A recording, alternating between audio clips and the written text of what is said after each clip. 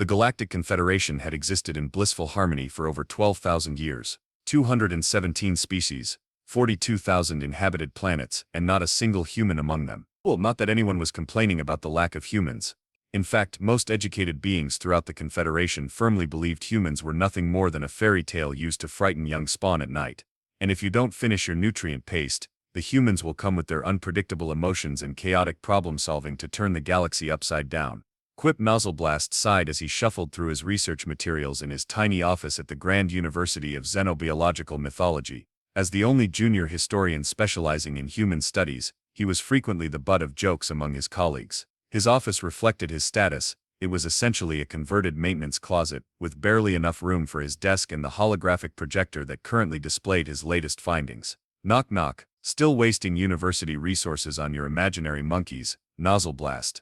The bulbous head of Professor Glorp Windchime poked through the doorway, his 7 eyes blinking in an asynchronous pattern that indicated amusement in his species. Humans weren't monkeys, Professor. They evolved from primates but developed into a distinct species with remarkable— Yes, Windchime interrupted, waving a tentacle dismissively. With remarkable ability to destroy their own planet, develop inefficient technology, and wage war against themselves. Quite the evolutionary marvel, he chuckled, a sound like marbles in a garbage disposal. The faculty meeting starts in 10 minutes. Try not to bore everyone with your human theories this time.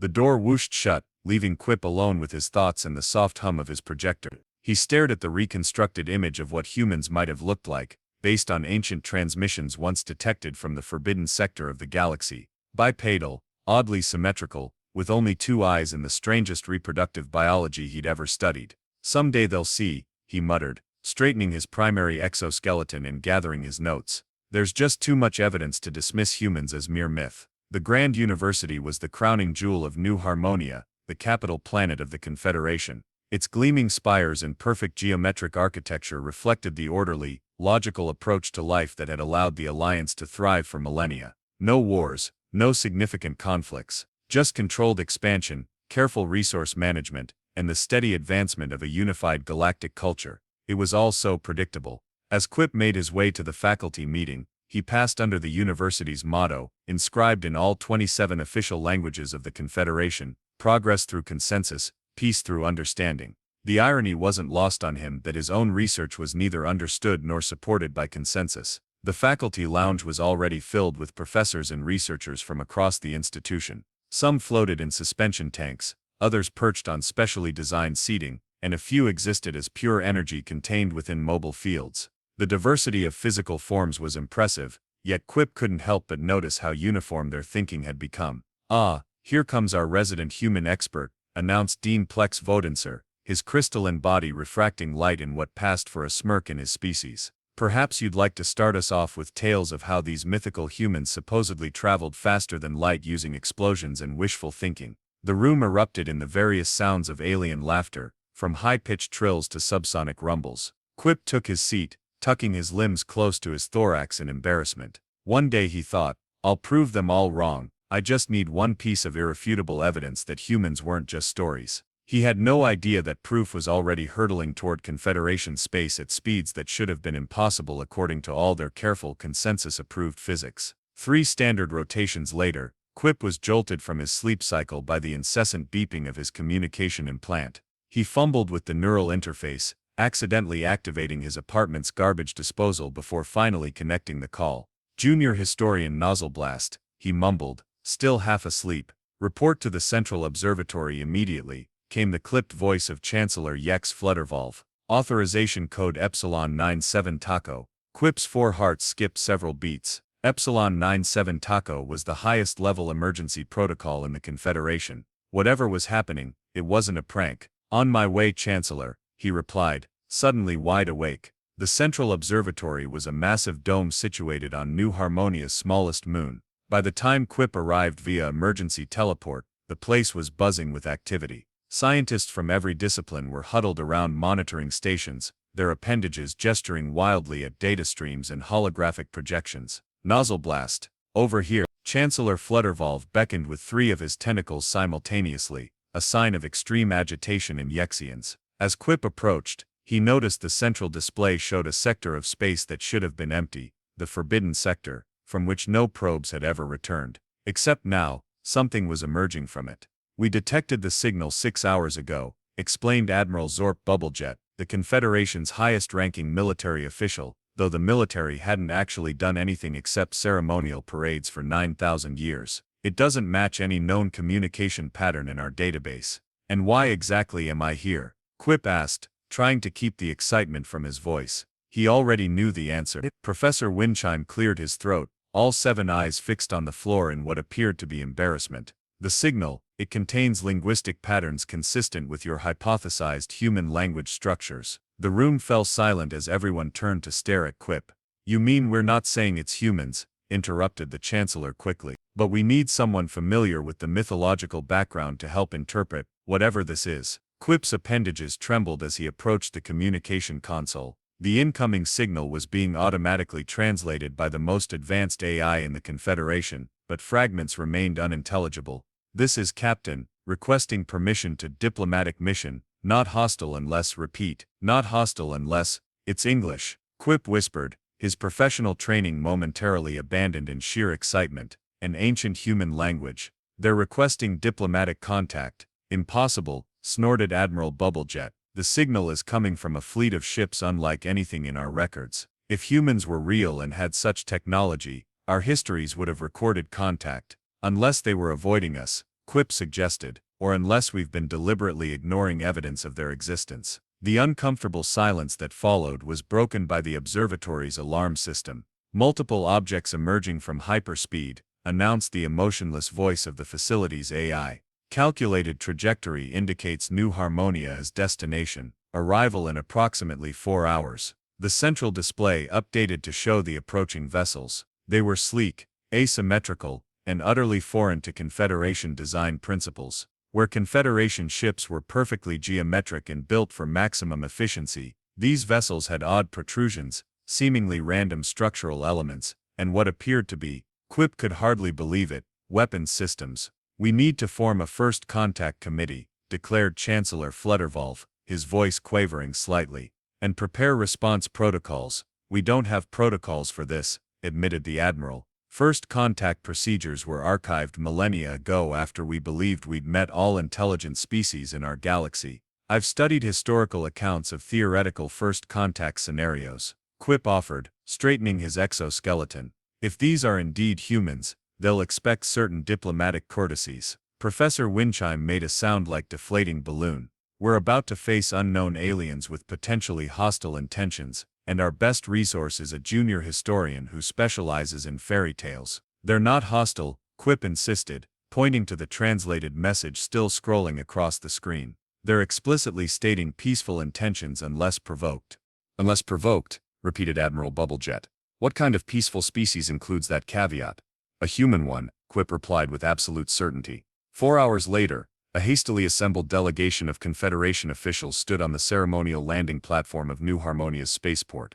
They wore their finest regalia, which for some species meant elaborate technological displays, and for others meant wearing no artificial coverings at all. Quip fidgeted nervously in his ceremonial academic robes, which were at least 3 sizes too large. They'd been borrowed from Professor Windchime's collection, as no one had bothered to create ceremonial attire for junior historians specializing in fictional species. "Remember," Chancellor Flutterwolf instructed the delegation, "we represent 12,000 years of peaceful cooperation and advanced civilization. Whatever these beings are, we must demonstrate our cultural and technological superiority through dignity and decorum." The sky above them darkened as the lead ship moved into position above the spaceport. It was enormous, dwarfing the largest Confederation vessels, and covered in what appeared to be battle scars and hasty repairs. "By the Great Convergence," muttered Admiral Bubblejet. "They've been fighting wars." As the vessel descended, Quip couldn't help but feel a surge of vindication. After years of mockery and dismissal, he was about to be proven right. Humans were real, and they had arrived in warships. The massive ship settled onto the landing platform with surprising delicacy for something that looked like it had been through a cosmic blender and reassembled by drunk engineers. Steam hissed from various vents, causing several members of the delegation to recoil. For species with heightened olfactory senses, the combination of unfamiliar chemicals was overwhelming. "Containment breach! Containment breach!" shrieked Counselor Pex Wiggleworm, whose gelatinous body was rapidly changing colors from diplomatic blue to panic-stricken mauve. They're releasing biological weapons. It's just water vapor and exhaust, Quip explained hurriedly. Standard byproducts of human propulsion systems, according to ancient texts. A tense silence fell over the assembly as a section of the ship's hull began to reconfigure itself. With a series of mechanical clicks and whirs, it transformed into a ramp leading down to the platform. The Confederation officials collectively held whatever passed for breath in their respective species. Quip's excitement was almost unbearable. Here it was, the moment that would validate his entire career, the first confirmed human contact in recorded history. From the darkness within the ship emerged something disappointingly ordinary. The being that walked down the ramp stood on 2 legs, had 2 arms, and a single head with facial features arranged in vertical symmetry. It was wearing some kind of fabric covering most of its body, with odd rectangular pieces of colored material attached to its chest. "That's it," whispered Admiral Bubblejet. "That's a human. It looks so inefficient." More humans followed the first, each similarly unimpressive in design, yet somehow radiating an unsettling confidence. They moved with purpose, scanning the delegation with an intensity that made several officials shrink back. The lead human approached Chancellor Flutterwolf, who had positioned himself prominently at the front of the welcoming committee.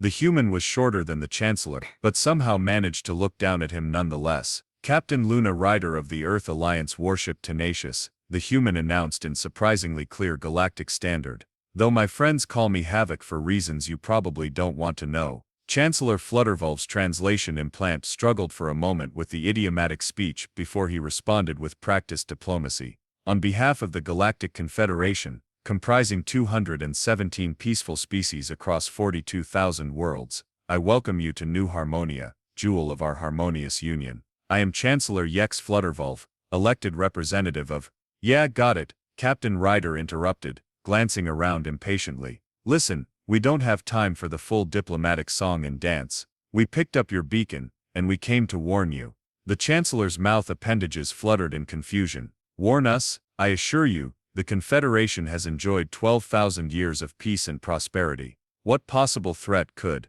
"You've got about 3 standard weeks before the Void Eaters arrive," Ryder said flatly. "They've already consumed 2 systems at the edge of your territory." A murmur ran through the delegation. Several officials began urgently checking their data interfaces. "There's been no report of any," began Admiral Bubblejet. "Because they jam all communications when they move in," explained another human, this one taller and with different coloration. "I'm Commander Jax Wrenchfist, Chief Science Officer.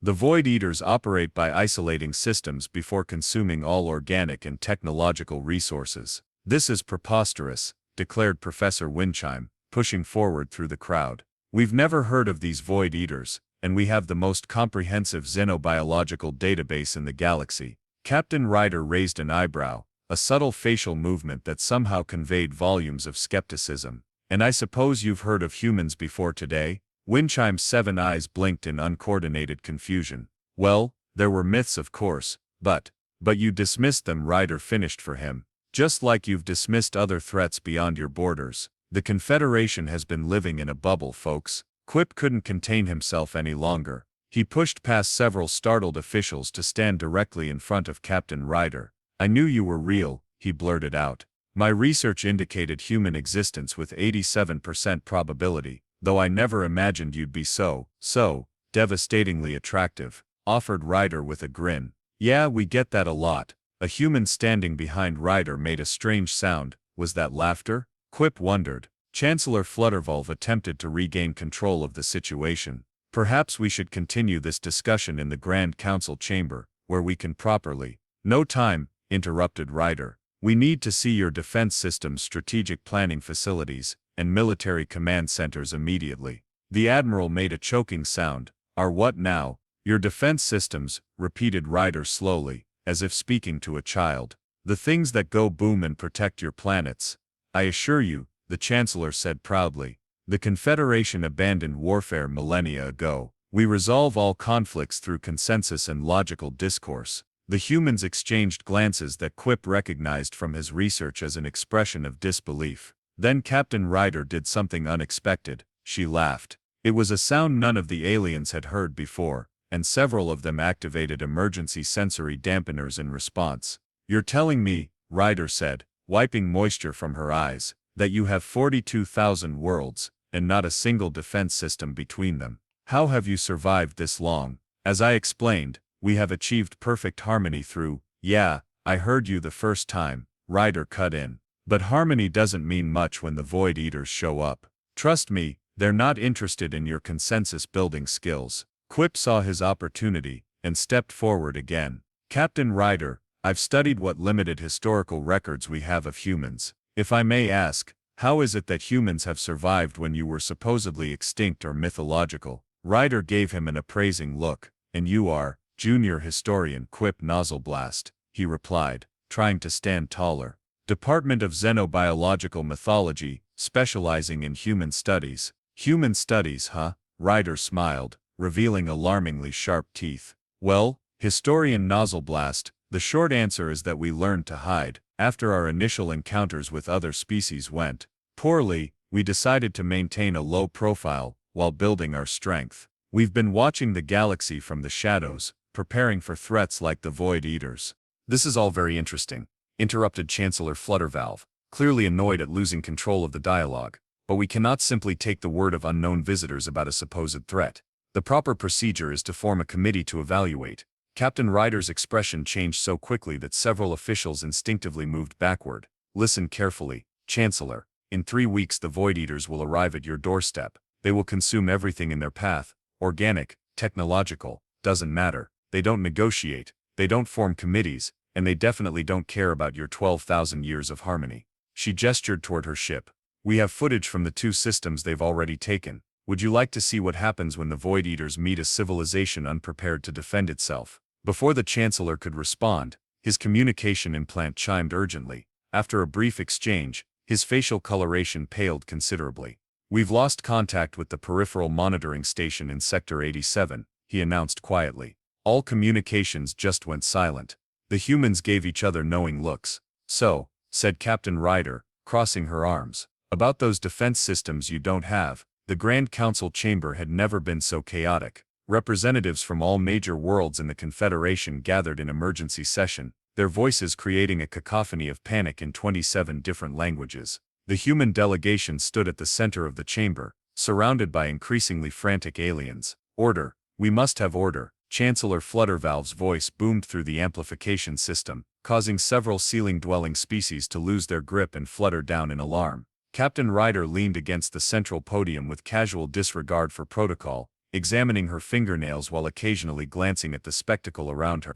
Commander Wrenchfist stood beside her, projecting holographic images of the Void Eater's destruction onto the chamber's main display. The images were horrifying, entire planets stripped of resources in days, their surfaces reduced to barren wastelands. The Void Eaters themselves appeared as massive amorphous clusters of dark matter surrounded by swarms of smaller harvesting units. As you can see, Wrenchfist explained with clinical detachment, they operate by establishing a hive network around a target system, then systematically breaking down all matter into its component elements for consumption. But surely we can communicate with them, suggested High Philosopher Meatleplax, whose species believed all conflicts stemmed from miscommunication. Perhaps express our desire for peaceful coexistence. Captain Ryder's laugh was sharp and without humor.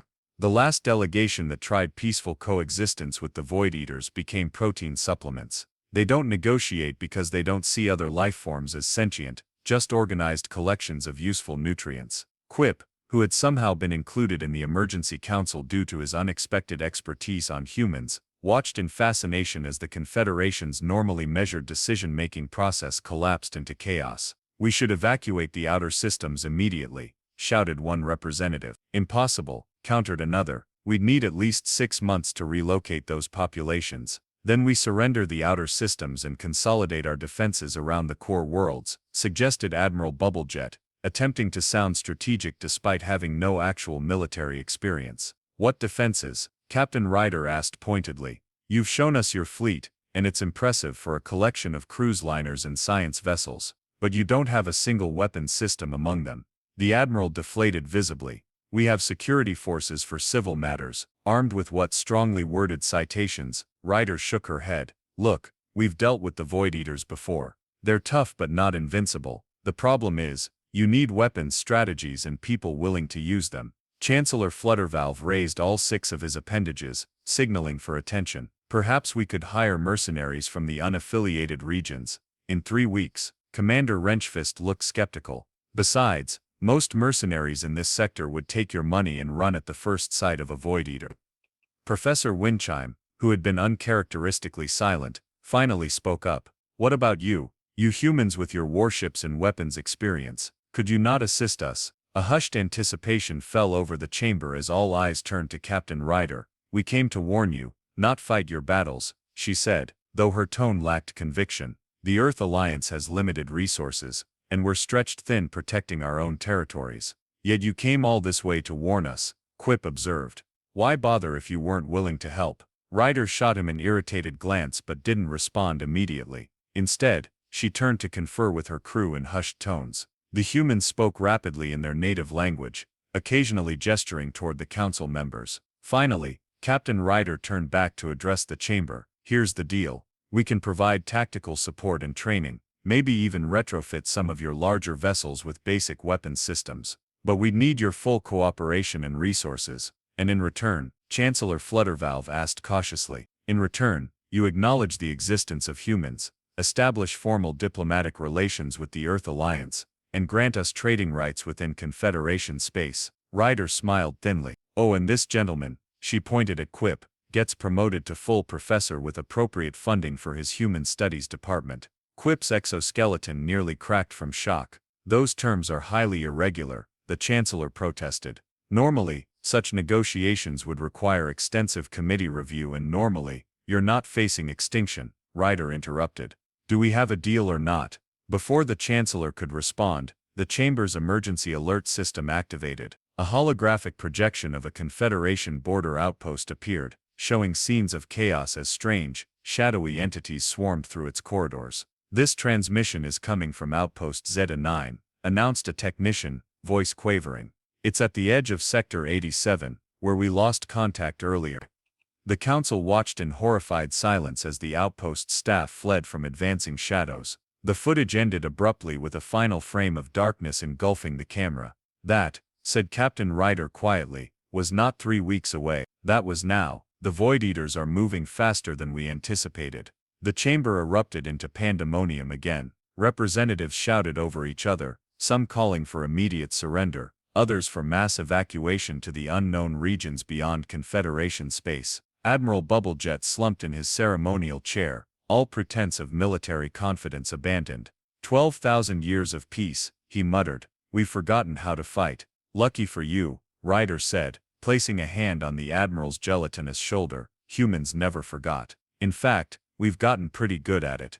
The Admiral looked up at her with all 4 of his visual sensors. You'll help us, on one condition, Ryder replied. No committees, no consensus building, no diplomatic protocols. When it comes to defense, my team gives the orders, and your people follow them. Without question, Chancellor Fluttervalve looked like he might spontaneously molt at the suggestion. That would violate every principle of our governance structure. Your governance structure is about to become Void Eater lunch, Ryder said bluntly. Choose now, Chancellor, your principles, or your people's survival. The chamber fell silent as all eyes turned to the Chancellor.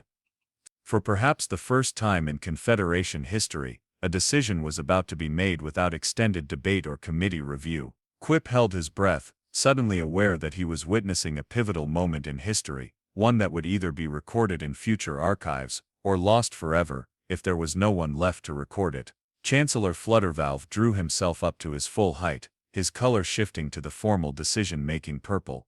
Captain Luna Havoc Ryder of the Earth Alliance, on behalf of the Galactic Confederation, I formally request your assistance in this crisis. We accept your terms and place our trust in human expertise.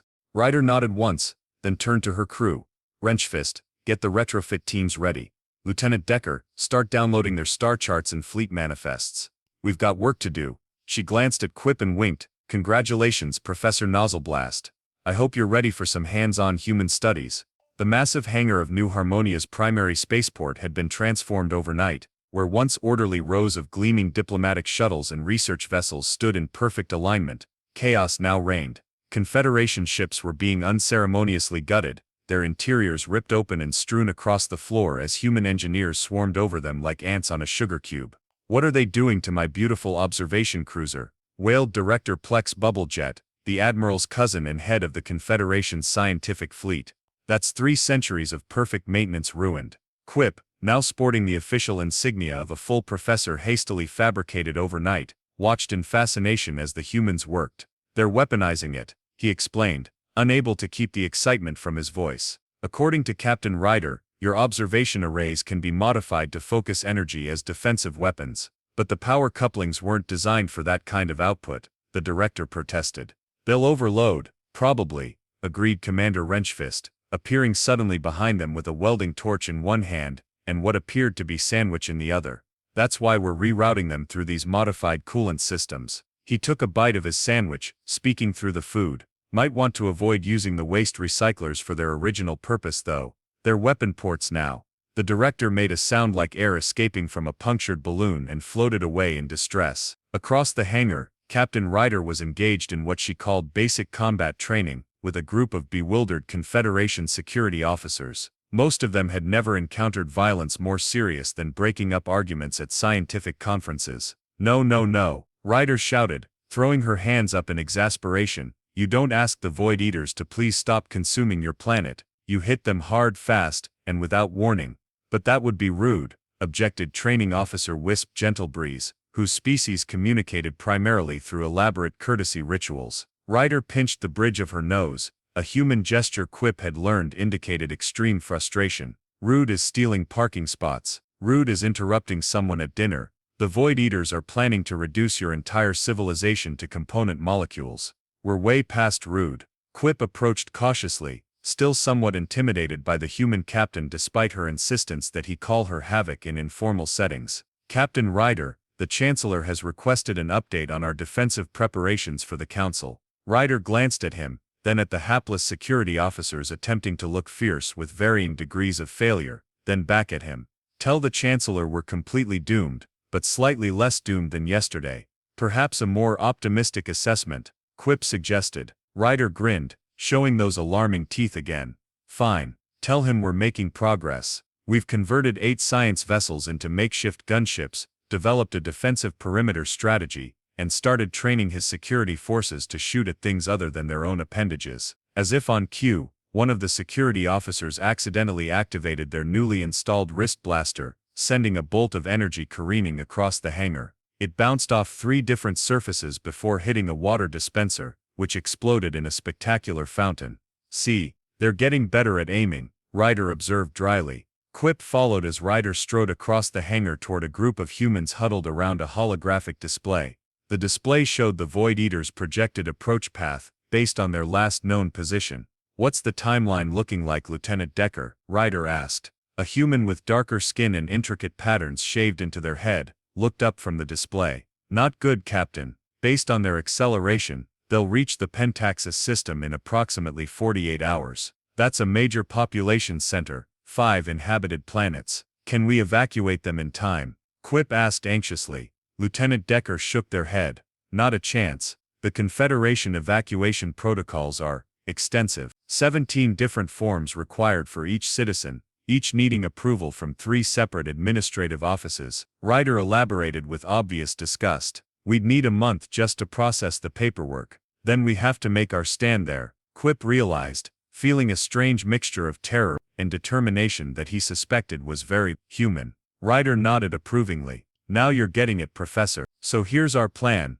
She was interrupted by the arrival of Chancellor Fluttervolve, accompanied by Admiral Bubblejet and several council members. They looked distinctly uncomfortable in the chaotic environment of the hangar. "Captain Ryder," the Chancellor began formally, "the Council has completed its risk assessment of your proposed strategies, and has several concerns regarding the ethical implications of converting scientific instruments to weapons platforms, not to mention the environmental impact studies that should be conducted before." "Let me stop you right there," Ryder said, raising a hand. "While your council was conducting its risk assessment, the Void Eaters consumed 2 more outposts. We don't have time for ethical debates or environmental impact studies. But our procedural guidelines clearly state." "Your procedural guidelines are what got you into this mess," Ryder interrupted, her voice hardening.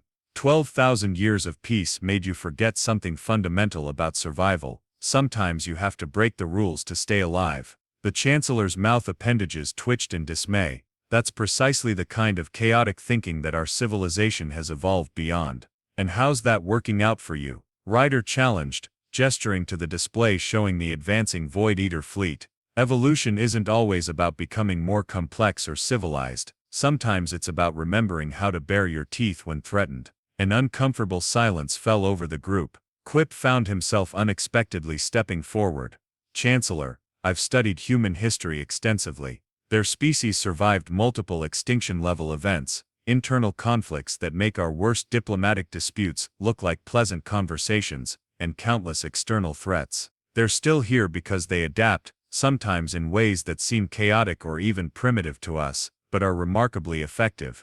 The Chancellor regarded Quip with surprise. You're advocating for abandoning 12 millennia of peaceful progress, Professor Nozzleblast. I'm advocating for survival, Quip replied firmly. The Confederation has achieved remarkable things through consensus and careful deliberation. But right now, we need something different. We need human ingenuity. Captain Ryder gave Quip an approving nod before turning back to the Chancellor. Here's what we're going to do. We're setting up an ambush in the Pentaxis system. Your science vessels, now gunships, will hide in the asteroid belt. When the Void Eaters enter the system, we'll attack from multiple vectors, using the sun's radiation to mask our approach. That's Admiral Bubblejet searched for words. That's highly irregular warfare. The Void Eaters expect direct confrontation, explained Commander Wrenchfist, who had joined the group.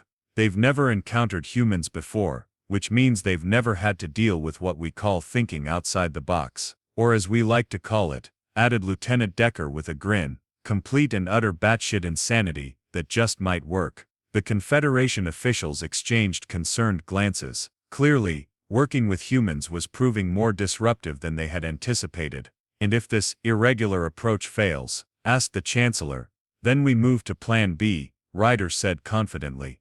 Which is even more irregular. Ryder smiled in a way that made several council members take an instinctive step backward. We're going to teach your scientists how to build something we humans invented a long time ago, something called a nuclear warhead. The Chancellor's color drained to a pale lavender. Surely you can't mean. Oh yes, Ryder confirmed. We're going to blow stuff up. Lots of stuff. Possibly an entire moon. A moon, chorused the council members in horror. An uninhabited one. Ryder clarified, as if that made the concept less appalling. The radiation burst should disrupt the Void Eaters' hive communication. While they're confused, we hit them with everything we've got. Quip watched as the Confederation officials struggled to process this approach to problem solving. It was so fundamentally opposed to their careful methodical worldview that they seemed physically pained by it. And yet there was something exhilarating about it too. For the first time in recorded history, the Confederation was attempting something truly unpredictable. Something human. I volunteer to join the frontline defense team, Quip announced suddenly, surprising even himself. Captain Ryder raised an eyebrow. Professor, no offense, but you're a historian, not a soldier. I'm the foremost expert on humans in the Confederation, Quip countered. If we're going to adopt human tactics, you need someone who understands the context and can help translate your colorful instructions to our people. Ryder studied him for a moment, then nodded. Welcome aboard, Professor. Hope you've got a strong stomach. I have 4 of them actually, Quip replied. I believe that should be sufficient. For the first time since their arrival, the humans looked genuinely impressed. The view from the command deck of the hastily retrofitted Confederation vessel, now bearing the human-bestowed name Unexpected Consequence, was simultaneously terrifying and awe-inspiring. Quip had never seen actual combat before. No living Confederation citizen had. The concepts existed only in historical archives, and until recently, fictional accounts of human behavior. Now he was witnessing it firsthand. Void Eater fleet entering the Pentaxis system, announced a nervous Confederation officer, their appendages trembling slightly as they monitored the sensor array. Approaching at 0.3 light speed, Captain Ryder stood at the center of the command deck, her posture relaxed yet somehow radiating intensity. All ships maintain position in the asteroid field. Remember your training. No preemptive firing, no panicking, and absolutely no filing incident reports until after the battle. The communication system crackled as Admiral Bubblejet's voice came through. Captain Ryder, the Council is expressing concerns about potential civilian casualties if, mute that channel, Ryder ordered without hesitation. We'll deal with the Council's concerns after we save their collective asses. Quip watched as the massive Void Eater vessels moved into the system, dark asymmetrical shapes that seemed to absorb rather than reflect light. Behind them trailed smaller harvester units, already beginning to spread out toward the inhabited planets. They're deploying harvesters toward Pentaxis Prime, Lieutenant Decker reported from their station on the Earth Alliance flagship Tenacious, which was coordinating the operation. Population 50 million. Right on schedule, Ryder nodded, looking almost pleased. Time to show these cosmic vacuum cleaners that humans aren't just a fairy tale, and neither is our capacity for creative violence. She tapped her communication device. All ships execute Operation Surprise Party. What followed was nothing short of chaos, but chaos with purpose, Quip realized. The modified Confederation vessels burst from their hiding places among the asteroids, weapons firing in patterns that seemed random, but somehow formed a perfect net around the Void Eater fleet. Meanwhile, the human warships executed maneuvers that defied conventional physics, spinning and diving at angles that made Quip's multiple stomachs lurch. They're confused, Commander Wrenchfist's voice announced over the comm system. Their hive communication is trying to adapt to multiple threat vectors. Now Professor, that was Quip's cue. He activated the special transmitter that he and the human engineers had developed, a device that broadcast on frequencies the Void Eaters used for their hive mind. Transmitting the disruption signal now, Quip reported, feeling a strange surge of exhilaration. He was participating in battle, his ancestors would be horrified, his colleagues would be scandalized. And yet it felt oddly right. The effect was immediate and spectacular. The Void Eater formation broke apart, their coordinated movements becoming erratic as the disruption signal interfered with their collective consciousness. It's working, Quip exclaimed. Of course it's working, Ryder replied with a grin. It was my idea. Now for Phase 2, Lieutenant Decker, is our special package ready? Nuclear device primed and ready, Captain, came the response. Quip still couldn't believe they had actually converted a Confederation clean energy generator into what humans called a thermonuclear device in less than 48 hours. The concept violated at least 73 Confederation safety protocols and probably several laws of civilized behavior.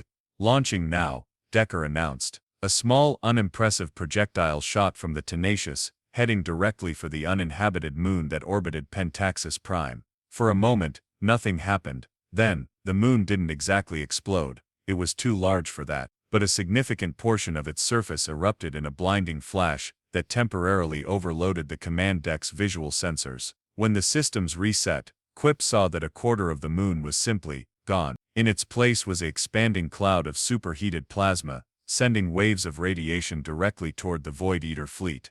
That's our cue, people, Ryder shouted. All ships full attack formation, hit them while they're blinded. The combined human and Confederation fleet surged forward, weapons blazing. The Void Eaters, their hive communication disrupted and sensors overwhelmed by radiation, couldn't coordinate an effective defense. For the first time in recorded history, the seemingly unstoppable cosmic predators were on the retreat. They're breaking formation, reported a Confederation officer, sounding amazed. Several of the larger vessels are attempting to create escape vectors. Oh no you don't, Ryder muttered. Lieutenant Decker, deploy the gravity nets. Another human invention that had horrified Confederation engineers, devices that temporarily warped local spacetime, preventing faster-than-light travel within their radius. The retreating Void Eater ships suddenly found themselves trapped. What followed was less a battle than a rout. Without their coordinated hive mind, the Void Eaters couldn't adapt to human unpredictability. One by one, their vessels were disabled or destroyed. As the last Void Eater harvester was eliminated, a stunned silence fell over the command deck. Then, gradually, it was replaced by something the Confederation had no official protocol for: spontaneous celebration. Officers embraced each other with various appendages, emitted victory sounds in different frequencies, and generally behaved in a most un-Confederation-like manner. Captain Ryder approached Quip, who was still staring at the view screen in disbelief. Not bad for a historian, she said, clapping him on what she probably thought was his shoulder. It was actually his respiratory valve, but Quip was too polite to correct her. We actually won, Quip said, still processing the reality of it, using weapons, and explosions, and completely unauthorized tactical decisions. Welcome to the human way, Ryder replied with a wink. Sometimes you have to break a few rules or moons to get results. 3 days later, the Grand Council chamber was packed for an extraordinary session. Representatives from every Confederation world had gathered to witness something unprecedented, a formal alliance treaty with a species that most had believed was mythological just a week ago. Chancellor Fluttervalve, looking somewhat less rigid than before, stood at the central podium with Captain Ryder. In recognition of the Earth Alliance's invaluable assistance in repelling the Void Eater threat, the Confederation hereby establishes formal diplomatic relations with humanity and grants all requested trading rights within our territories. As the Chancellor continued reading the formal pronouncement, Quip sat in his new place among the senior academic representatives, still adjusting to the weight of his professor's insignia. Professor Windchime, seated beside him, leaned over. "I suppose I owe you an apology, Nozzleblast," he whispered. "Your fictional humans turned out to be quite real, and quite effective." "The most important lesson we've learned," Quip replied thoughtfully, "is that sometimes the most outlandish fairy tales contain the most valuable truths." "Indeed," agreed Windchime. "Though I'm still not entirely comfortable with their methods. Did they really need to destroy a quarter of that moon?" "Actually," Quip said with a small smile, "Captain Ryder informed me that they originally planned to use just a small tactical device. The larger explosion was what she called an enthusiastic miscalculation." Windchime's 7 eyes blinked in horror. On the central platform, Captain Ryder was concluding her address to the Council. "This alliance marks a new chapter for both our civilizations. The Confederation offers knowledge, resources, and a perspective that values harmony and consensus. Humanity offers innovation, adaptability, and when necessary, the willingness to blow stuff up in creative ways." The chamber erupted in a mixture of applause, appendage waving, and various species-specific approval indicators. As the ceremony concluded, Ryder found Quip in the crowd. "So Professor, what's next for you? Going back to studying human mythology now that you've got the real thing?" "Actually," Quip replied, straightening his exoskeleton confidently, "I've proposed a new academic department, Practical Human Studies, with an emphasis on adaptive problem-solving, and thinking outside the box." The Council approved it unanimously. "First time they've ever approved anything unanimously, I bet," Ryder laughed. "Indeed, fear is a powerful motivator for consensus." Quip hesitated, then added, "We could use an advisor with first-hand experience. If the Earth Alliance could spare someone." Ryder's expression turned thoughtful. "You know, Lieutenant Decker has been talking about taking a shore assignment. They've got a real knack for teaching, not to mention a talent for terrifying bureaucrats." "Perfect qualifications," Quip agreed. As they walked together toward the reception area, Quip noticed something different about the Confederation officials around them. They moved with more purpose, spoke more directly, and several had even adopted simplified versions of human clothing styles. "You've changed us," Quip observed. "In just 1 week, you've begun to transform a civilization that remained static for 12,000 years. "That's what humans do," Ryder replied with a shrug. "We disrupt, we adapt, we overcome. Sometimes we make a mess, but we always learn from it. And the Void Eaters, they'll be back eventually," Ryder said matter-of-factly. "Different tactics probably, but by then, the Confederation won't be the same easy target they thought you were. Because we'll have weapons, because you'll have learned the most powerful human trait of all," Ryder corrected him. "Unpredictability, the willingness to try the ridiculous, the forbidden, the completely batshit insane solution when all the sensible options fail." As if to prove her point, a group of young Confederation officers walked past, several of them sporting makeshift versions of what Quip recognized as human military insignia. One of them was even attempting to mimic the human gesture of high-fiving.